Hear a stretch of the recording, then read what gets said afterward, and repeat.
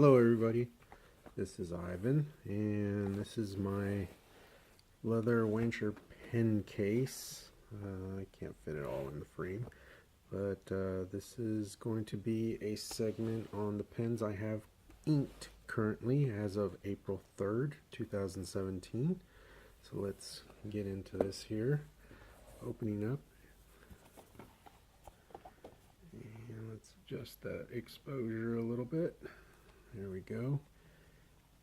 And here we go. This case can hold 13 pens. I currently have 12 inked right now. And let's start over here. This is my Monteverde Ambientsia Stealth. And it has a 1.1 millimeter nib. And it is currently filled with Noodler's Apache Sunset, and this is one of my favorite pens, although I don't ink it as much as I used to just because of the different pens I have, but it has a special place in my collection.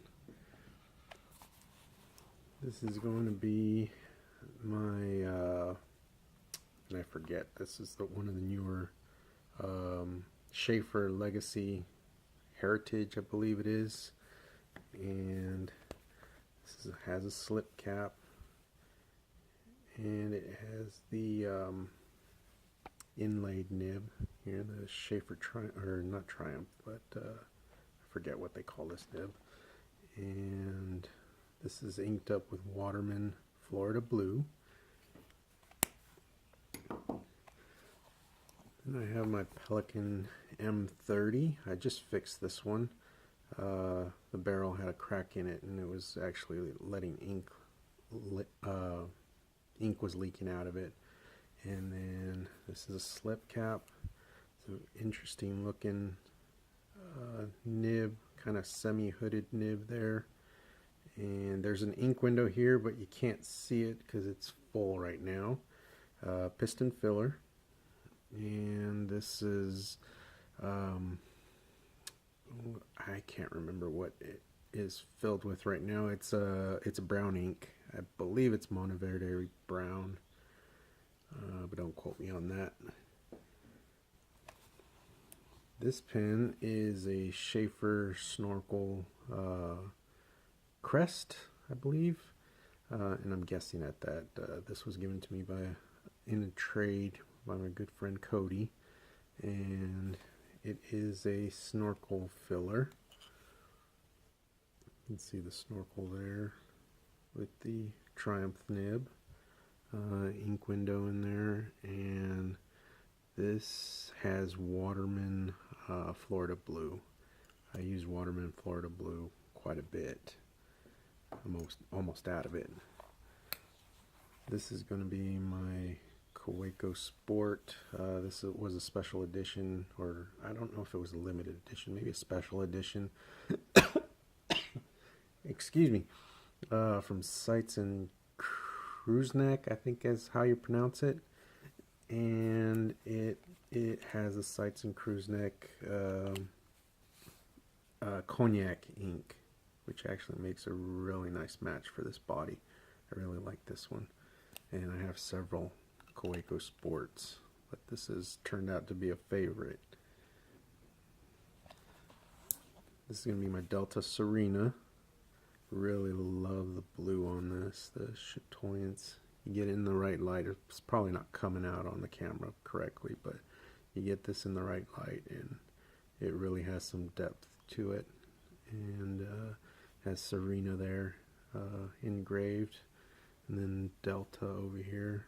That's a titanium wash over stainless steel, I believe. I replaced the nib on this one. I'm using a Nimousin Nimousin 0.6 millimeter stub on it right now. And the ink in this is going to be Iroshizuku Konpeki. Mont Blanc 31. I got this one through Grande Mia pens on YouTube, and this is actually, oops, I was operating the piston there. That's not a good thing. Okay, we're good. This is a semi-hooded stainless steel nib, or not semi-hooded, I guess that's an inlaid ink window there. I have it filled with Mont Blanc, what is it? Mont Blanc Blue Hour, and that's going out for Jason, just because I know he likes this style of pen. This is a relatively new addition to my collection.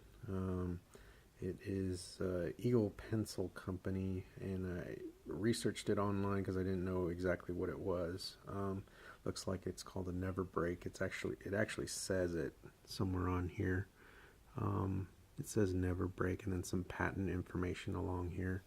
I believe it's a silver plate over brass with a nice checkerboard pattern. Unfortunately, it didn't have the correct nib with it, so person who had it before me put in a Geha nib. I don't know if that's pronounced correctly, but it works fine, and it's a nice semi-flex nib. I actually have this nib in an actual Geha nib in piston filler, and it's actually quite a bit more flexible than this one, so I might switch them out. I don't know. I might trying to look for the actual nib. I sent out a few emails, but I'm not having any luck. So if you know the actual nib that goes into this pen and you have a spare, I'd be very interested in knowing about it. And this is filled with Rohr and Klinger Verdigris or Verdigris. I don't know how to say that. This pen here I got from Japan.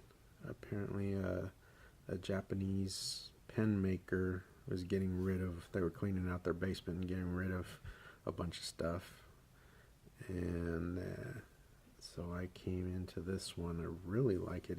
It's a lever filler, which I thought was kind of unusual for a pen made in the 70s, but I don't know too much about Japanese pen history.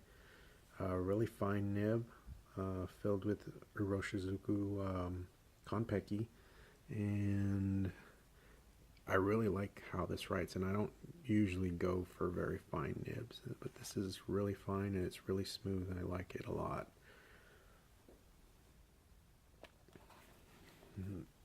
This is my Micarta Twizz B Micarta version 1. That just means that there's no inner cap as compared to version 2, and you'll see a lot of ink staining on the section here, and that's because the original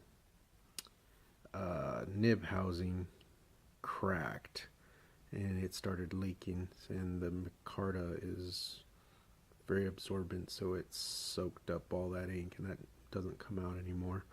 But I actually have an Edison nib in this one that was ground by Brian Gray to it's a medium nib ground to I guess you would call a medium italic.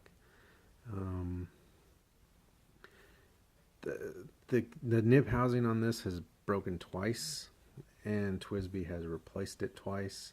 I don't know how much luck I'm going to have, but I really didn't like the original nib on this. It was very, very dry to the point that it would not write at all. I tried so many times to open up the tines, and I just couldn't get it to open up to where it would write consistently. So that's why I put that Edison nib. But I really like the material. I like the pen, but except for those two nib housing cracking issues. It's unfortunate because this is a really nice pen. I wish they'd bring it back and maybe fix that nib housing issue. This one's a weird one. It's called the SKB Triangle, and it has, that's why they call it the triangle, is it's the whole pen is shaped that way. A lot of people don't like that, but I do. I enjoy pens that have this type of a section. It's perfect for my way of gripping a pen. You can see it's inspired by a lot of different pens here, because I mean the shape really looks like an Omos 360. The nib looks like something off a Pilot, the disposable pens. I can't remember. Varsity. The converter in there looks like it's something out of a Lamy or Lamy pen, and then overall it kind of looks like a Pelikan Twist. So a lot of borrowed from a lot of different manufacturers there. It's a very fine line, very smooth line, and it's currently inked up with Private Reserve Avocado. And I don't believe, I was having a little bit of issue with the nib writing the other day, but I can see it's a little bit starved. There's an air bubble here. Looks like it may be running low on ink, so that may have been my issue. And the last one here is going to be the Wingsung, is it 598 or 590, sorry. Looks like it's inspired by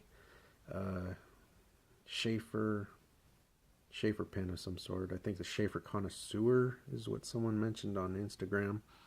And it's a really big pen, but it actually is a really nice pen. It's really smooth, and usually with Chinese pens, these, I don't really particularly care for these aerometric converters on Chinese pens because you can never seem to fill them. This one fills up almost entirely, and it will draw up a full ink fill with maybe about 3 pushes of that press bar there, and I was really surprised. So I like this one quite a bit. Very smooth nib. These are from the 80s, I believe. There was a little bit of nib corrosion, or a little bit of corrosion on the tip, so I just had to run it through my micro mesh just a couple of times just to get that corrosion off, and it wrote straight away, and it's been writing. This was filled with the Rohrer and Klinger Verdigris. Again, I'm testing that ink. That's why I have it in so many pens right now. But that's it.